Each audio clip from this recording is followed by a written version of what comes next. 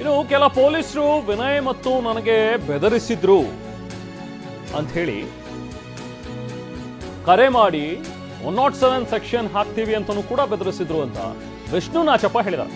ಮಡಿಕೇರಿಯಲ್ಲಿ ಟಿವಿ9 ಜೊತೆಗೆ ಮಾತನಾಡುವಂತ Vishnu Nachappa group admin ಆಗಿರೋದು ಅವರೇ, ವಿಷ್ಣು ನಾಚಪ್ಪ. ಸೊ ಕೊಡಗಿನ ಸಮಸ್ಯೆ ಮತ್ತು ಸಲಹೆ ಸೂಚನೆಗಳು ಅನ್ನುವಂಥ ಒಂದು ವಾಟ್ಸ್ಆಪ್ ಗ್ರೂಪ್ ಇದೆ, ಅದಕ್ಕೆ ಇವರು ಅಡ್ಮಿನ್. ವಿನಯ್ ಸೋಮಯ್ಯ ಸೂಕ್ಷ್ಮ ಮನಸ್ಸಿನ ಹುಡುಗ. ಸಾಮಾಜಿಕ ಜಾಲತಾಣದಲ್ಲಿ ವಿನಯನ ತೇಜೋವಧೆ ಮಾಡಿದ್ರು. ಸೊ ಆ ತೇಜೋವಧೆ ಸಹಿಸಿಕೊಳ್ಳಲಾಗದೆ ಆತ ಆತ್ಮಹತ್ಯೆ ಮಾಡ್ಕೊಂಡಿದ್ದಾರೆ. ಇದಕ್ಕೆ ಪ್ರೇರಣೆ ನೀಡಿದವರ ವಿರುದ್ಧ ಕ್ರಮ ಆಗಬೇಕು ಅಂತ ಹೇಳಿ ವಿಷ್ಣು ನಾಚಪ್ಪ ಮಾತಾಡಿದ್ದಾರೆ. ನಾವು ಪ್ರತಿನಿಧಿ ಗೋಪಾಲ್ ಸ್ವಾಮಯ್ಯ ಮಾತಾಡ್ಸಿದ್ದಾರೆ ವಿಷ್ಣು ಅವರನ್ನ. ಏನ್ ಹೇಳ್ತಾರೆ ಬನ್ನಿ.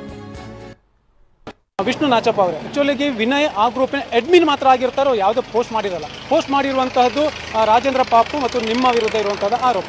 ವಿನಯ್ ಇವತ್ತು ಹೇಗೆ ಅದರೊಳಗೆ ಸಿಕ್ಕಾಕೊಂಡ್ರು ಅನ್ನೋದು ಸರ್, ರಾಜೇಂದ್ರನವರು ಪೋಸ್ಟ್ ಮಾಡಿದ್ದು.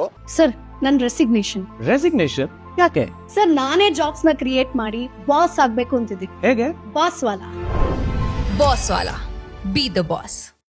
ಪೋಸ್ಟ್ ಮಾಡಿದ್ದು ಒಂದು 30 ಸೆಕೆಂಡ್ 1 ಮಿನಿಟ್ ಒಳಗಡೆ ಡಿಲೀಟ್ ಆಗಿದೆ ಸರ್. ಅದನ್ನ ರಾಜಕೀಯ ದ್ವೇಷಕ್ಕೋಸ್ಕರ ಅದನ್ನ ಸ್ಕ್ರೀನ್ ಶಾಟ್ ತಗೊಂಡು ಆ ಸ್ಕ್ರೀನ್ ಶಾಟ್ನ ಆಮೇಲೆ ಪೋಸ್ಟ್ ಮಾಡಿದ್ದಾರೆ ಬೇರೆ ಬೇರೆ ಗ್ರೂಪ್ಗೆ. ಆ ಸ್ಕ್ರೀನ್ ಶಾಟ್ ತಗೊಂಡು ಪೋಸ್ಟ್ ಮಾಡಿದಾರಲ್ಲ, ಅವರು ನಿಜವಾದ ತೇಜೋವಧಿಗಳು.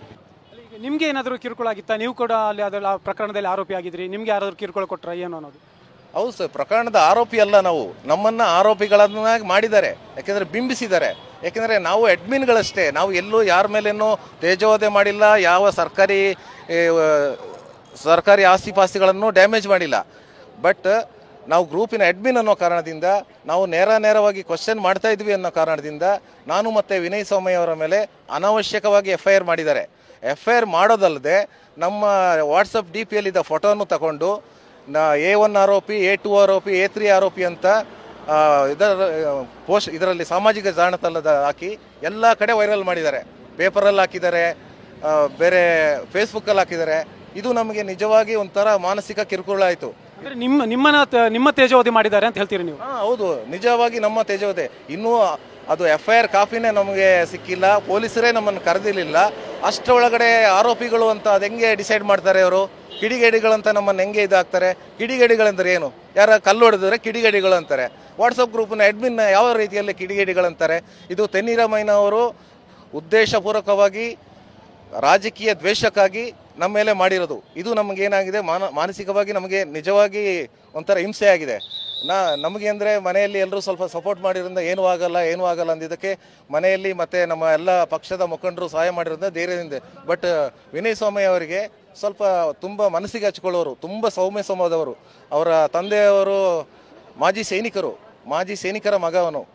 ಬಟ್ ಸಮಾಜಕ್ಕೆ ಒಳ್ಳೇದು ಮಾಡಬೇಕು, ದೇಶಕ್ಕೆ ಒಳ್ಳೇದು ಮಾಡಬೇಕಂತ ಒಳ್ಳೆ ಭಾವನೆಯಲ್ಲಿದ್ದಂಥ ಒಂದು ವಿನಯ್ ಸೋಮಯ್ಯ ಅವರು ತುಂಬ ಮನಸ್ಸಿಗೆ ಆಘಾತ ಆಗಿ ಈ ಥರ ಮಾಡ್ಕೊಂಡಿದ್ದಾರೆ ಸರ್.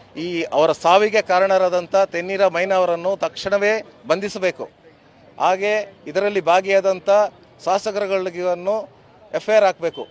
ಇದು ನಮ್ಮ ಬೇಡಿಕೆ ಸರ್. ತಕ್ಕ ಶಿಕ್ಷೆ ಆಗಬೇಕು ಅನ್ನೋದು ವಿಷ್ಣು ನಾಚಪ್ಪ ಅವರ ಆಗ್ರಹ. ಕ್ಯಾಮರಾಮನ್ ನವೀನ್ ಜೊತೆ ಗೋಪಾಲ್ ಸ್ವಾಮಯ್ಯ, ಟಿವಿ9 ಕೊಡಗು.